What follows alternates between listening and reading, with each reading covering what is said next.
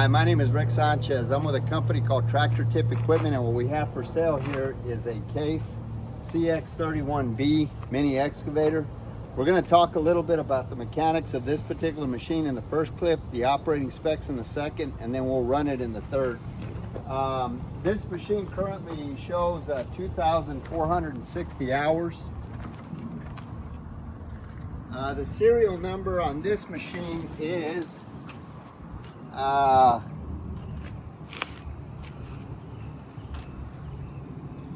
NGT N6139. I'm going to leave that last digit blank.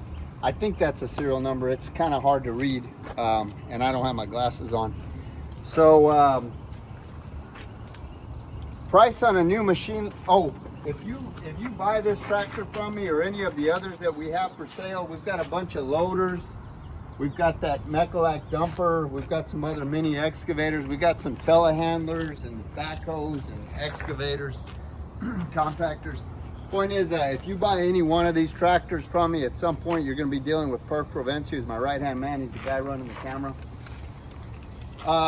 Price on a new machine like this these days is probably somewhere between 45 and 60 grand.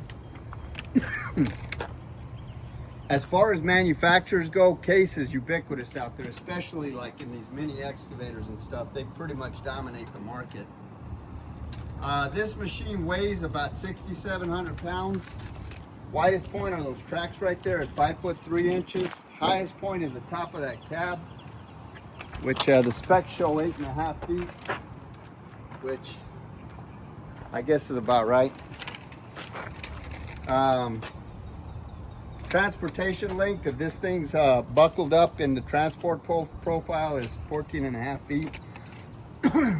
Comparable machines are like a Komatsu PC35 or maybe a Cat 303.5, a John Deere 35. It's a 3.5 metric ton machine. Or this one actually is 3.1, so it's a little bit smaller. As far as the history of this unit goes, this machine, like almost all the machines we purchase, is an original owner Dallas, Texas machine. I say that because this machine is essentially rust-free.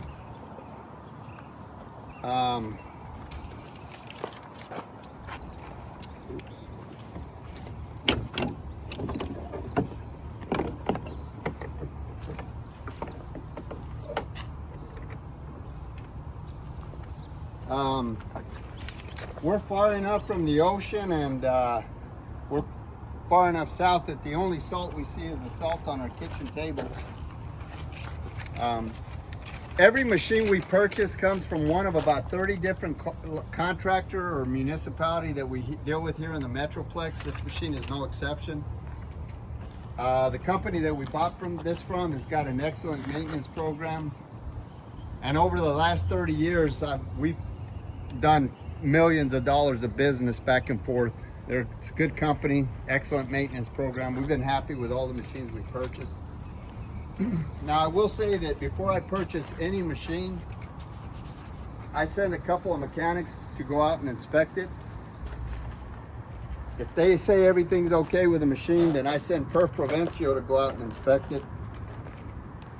And if he says everything's okay with the machine, then I personally go out and I inspect it before I write a check. Now, if anywhere along that process, there's something wrong with the machine, then we work with that company to get it fixed. And then we start the process all over again. So these machines are at least 3 and 4 times vetted before we write a check. It's a little bit of an arduous process, but I'd rather do that than make a mistake. So you can rest assured this is a good running machine. As far as options go, you can see it's got a thumb. You can make this thumb hydraulic if you want. You just take this out and put a hydraulic. You got auxiliary hydraulics right here. It's got a strike-off blade. It's got an offset boom, so if you're digging parallel to a fence, it's got rubber tracks. This one has got a keyed battery disconnect, as you can see right there.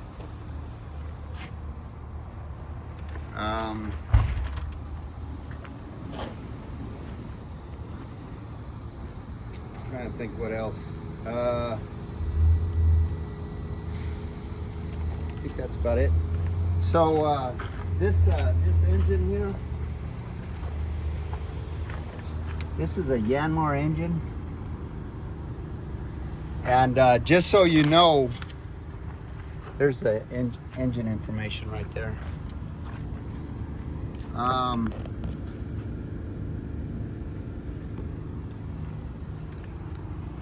Komatsu, Caterpillar, John Deere, Bobcat, Hitachi, everybody uses these Yanmar engines.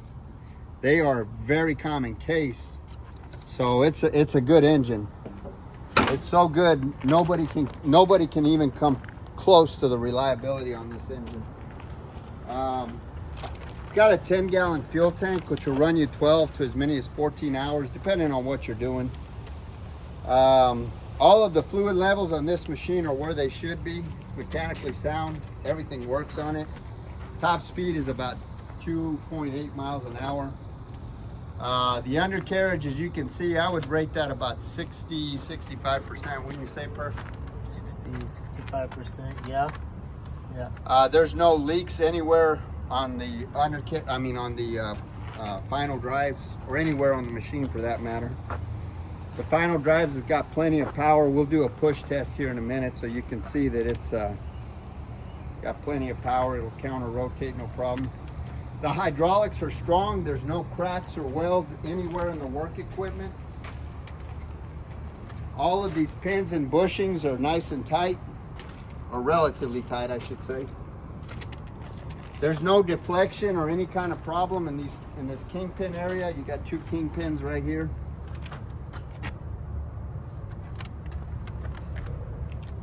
This bucket is, the teeth are in good shape. They're probably about 95%. The width of that bucket is 13 inches. It's got a bite of 13.5. The height is 28 inches and the depth is 30 inches. This thumb is 28 inches long. It's 7 inches wide. That bucket right there is probably about 1/10 of a yard. You can put up to a 1/4 yard bucket on this machine with no problem. Maximum dig height is about 15.5 feet. I forgot to get the maximum dig depth. The breakout force is 6,227 pounds. This undercarriage, this is a 12-inch pad, or 12-inch track. It's got 6.5 foot of track on the ground, which is yields about 4.3 psi. Me as a 6'1" man, 200 pounds. I've got a PSI rating of about 20 pounds. So this machine is actually lighter on the ground than I am. And I wouldn't consider myself fat, but as far as this drawbar pull, drawbar is defined as the amount a machine can push or pull in addition to its own weight. In this case, for this excavator, it's an impressive 8,600 pounds. So that little dozer blade will push 8,600 pounds of material out in front of it. So that's about it. I mean, we're gonna run it in the next clip. And Perf, what do you think of this machine? This case is a good, strong little mini excavator. Yeah, they're good, strong, and they're reliable. So we're good luck in getting it, and we're gonna run it in the next clip. 3, 2, 1.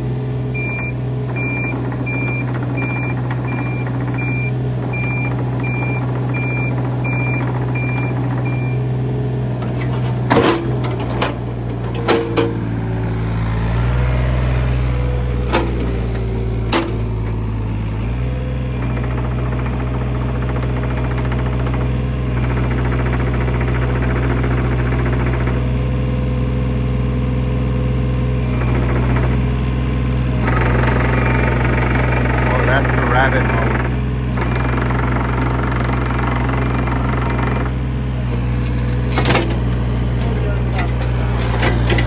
Gonna do the rapid mode on the other side. Forgot.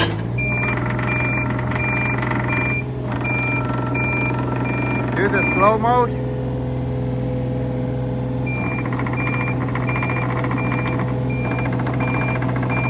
That slow mode gives you less flow, more pressure. The high mode gives you higher flow, less pressure. So if you're pushing, you want to be in the low mode. That's just a little aside. That's the reason for the 2-speed.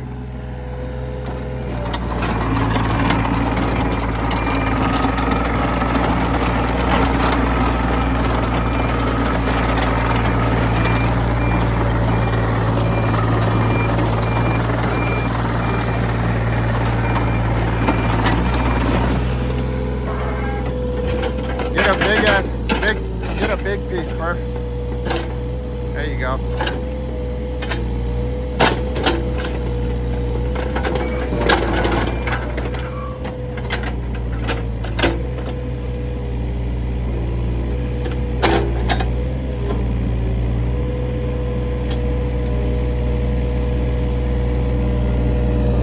That's a heavy piece of concrete. See if you can break it. We need to break that stuff up anyway. What's that? Bring it in close and spin it around. Careful with my truck. Careful with my truck. I want that son of a bitch rolling off and hitting my truck. See if you can break it. Throw it up higher.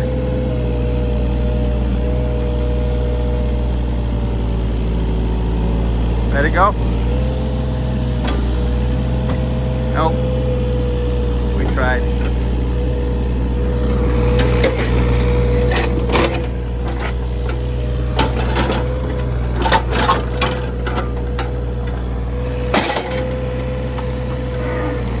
First, go ahead and push.